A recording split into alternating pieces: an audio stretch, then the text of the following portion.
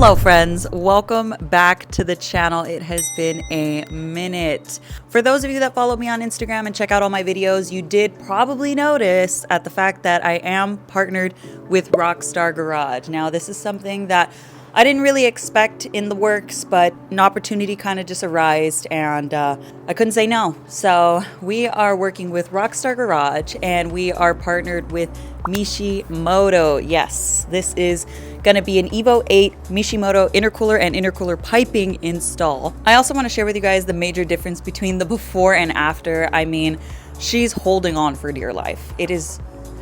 It's pretty bad, honestly, not gonna lie. Shout out to Mishimoto because honestly, the paint on this intercooler looks amazing. I didn't know what to expect when I ordered everything. And also sorry if I'm squinting, it's really bright outside and I really can't see that well because the clouds are clouding right now. I'm super excited for this install. This is a major upgrade that the Evo has been needing, like actually needing. Every single time I drove this car and I hit boost, I promise you a coupling was popping off. So this is gonna make a major difference in performance and in aesthetics. I already did an unboxing video. If you wanna see that, go on my Instagram and go watch my reels. It was a quick little video of me doing an unboxing. It was actually really fun and really fun to make because I was live while doing it on Instagram. So that was like a little behind the scenes. I will show you guys what the parts look like exactly before we actually install them. So let's show those right now. So in this box, we have the intercooler. Look at how nice it looks. Honestly, I thought it was gonna be a flat silver, like completely bare metal, but this is actually a painted silver. So the paint is really nice on it. And then it also, of course, does come with the Mitsubishi. It comes with the it comes with the Mishimoto M logo up front, which is awesome because I honestly love the M, not the fact that my name is Marissa as well. So it adds like a little pizzazz up front. My other stock, it's not stock. My other upgraded intercooler, honestly, I don't even know. This is a non-branded one. And it was honestly given to me as a gift. So this one is just a plain intercooler. As you can see, it has no emblems. I don't even know what brand it is. It might not even be like a legit brand, but we're upgrading that today. Then we have all of the actual piping that goes with it. I will show you guys how badly, how desperately this Evo needed this upgrade because the pipes that are currently on it, I think they're OEM. I'm not the first owner of this Evo, so I'm not entirely sure exactly what they did to it, but it looks stock from my viewpoint. It also has the stock intake on it, so it has no upgraded intercooler, upgraded intercooler, stock piping, and stock air filter. So it's gonna make the engine bay look so much nicer. Right now I'm just gonna pop open the hood and show you guys exactly what we're working with. Don't be shy, come on over here. Okay, don't judge me. Like I said, she's going through some things, okay? This is duct tape. One of the couplings had a rip in it and it was actually leaking, so I had to duct tape it. We do what we do to get things done, okay? You know? What's awesome about this is the fact that I already have the upgraded Mishimoto upper radiator hose, the actual radiator, the lower radiator hose, the Mishimoto cap on it. So I've already been repping Mishimoto before this opportunity came, and now I just get to like be basically like almost full Mishimoto. I don't know exactly where to start. I could start up top, or I could start with the intercooler. For some reason, I really want to start with the intercooler, so we'll see. We're going to try to get the couplings pried off the side in order to get the intercooler off. So let's see how easy and or difficult this is to do. For some reason, the idiot that worked on this car, me, decided to turn the couplings inside. The actual like screw to loosen the couplings was like facing inwards for some reason, like I work under the car. This is where power tools would come in handy if I wasn't so poor. Okay, so there's two brackets over here on the left-hand side. I haven't done this in forever, so I don't know exactly how many brackets there are. I'll try to wiggle it. Lord Jesus, get off. Luckily I found WD-40 in my garage, and your girl's just gonna spray them. Get in there, penetrate it. That sounded wrong. They are both off, and now I want to take off the intercooler. This is just a 12 I have to take off the front brace right here. I didn't want to, I was trying to go around it, but if I want the intercooler to fit nicely, the new one, and I don't want to scratch anything, then I should probably take off the front brace so that everything goes in as smooth as possible. So we're taking off the 4 main bolts on the front brace right now, which are 12 millimeters sockets. I wish I had power tools, man. This would save me a lot of time, but here we are struggling. We got the intercooler off. It was actually really easy to remove the intercooler once I took off the front brace. I'm gonna remove the rest of the piping and then we'll go from there. I am playing Jenga right now between the hoses and the clamps. I'm sure there's instructions, but I'm just gonna eyeball it, and if it fits, it fits. Because I'm just a girl. Basically mapping out what side would fit on what side. It doesn't tell you on there.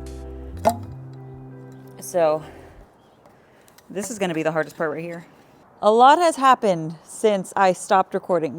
Look at my hands. My car is filthy. While I'm putting everything together, I noticed that apparently this apparently this intercooler piping and stuff is not compatible with the stock intake. So luckily, for some reason, I forgot why, when, how, where, who, no idea. I have a cold air intake that was just sitting there, and I'm just gonna temporarily install it in order to get the car fully put together so you can see everything set up. I will in the future get a K&N air filter, K&N cold air intake, but temporarily right now, I'm just gonna put this one in so that I can put everything together. Also, I apologize if my wording is not there. I haven't ate and I haven't had water because I don't want to pee, because I just want to get this done. The issue with installation is adjusting the couplings correctly, making sure that the lengths are adjusted correctly, making sure that the pipes are adjusted correctly. So different angles and all that. That is going to be the trickiest out of everything. It was super easy to line up exactly where the pipes actually go. This is the old stock setup. I had to take off the sensor and put it on the new intake box, which is right here. So I had to put that on. I had to find bolts because I didn't have bolts for it. I had to find bolts in my random bolt box. And we basically had to steal clamps off of other things and adjust it to fit this accordingly. It's windy. I'm freezing. It's getting colder. Apparently it's supposed to rain like 20% today. So I thought I was going to be done already. Here we are. Like I said, everything just changes and I love it. That's all sarcasm. I haven't ate. I am starving. The last thing that I have to do, I basically Mickey Moused this in order to be able to even see if I can start the car after this, because this intake and these intercooler pipes and stuff don't seem to be working that well together. Maybe an upgraded kit from K&N, it would work a lot better. So we'll see. Right now, I'm just gonna put this last coupler on this side for the intercooler and it should be done. I'm hoping the car starts. There is one hose that is not connected, but it's not a major line. It is from the, oh my God, I can't think of it. It's the, my brain is not working. It's the blow-off valve, reverter valve, technically, because Evo's Reese, is that the word? I don't think that's I don't feel like that's the word. That's not connected besides to the actual piping itself. The rubber hose isn't long enough to reach over. That's the only reason why it's not connected. It's not long enough to reach over. That one connects to the line that goes straight to the throttle body over the intake. Sorry, I'm like in my mind trying to map everything, but yeah. So I'm gonna connect this and hopefully the car starts, and I'm gonna, my hands are horrid. That is ridiculous. And then I'm gonna show you guys exactly what it looks like. You ain't never had a friend, never had a friend. I apologize for this. Oh wait, clamp first. Oh my goodness. You ain't never had a friend, never had a friend. You ain't never had a friend, never had a friend. Never had a friend like me. You know where that's from, babe? Aladdin. Good job. You're hired.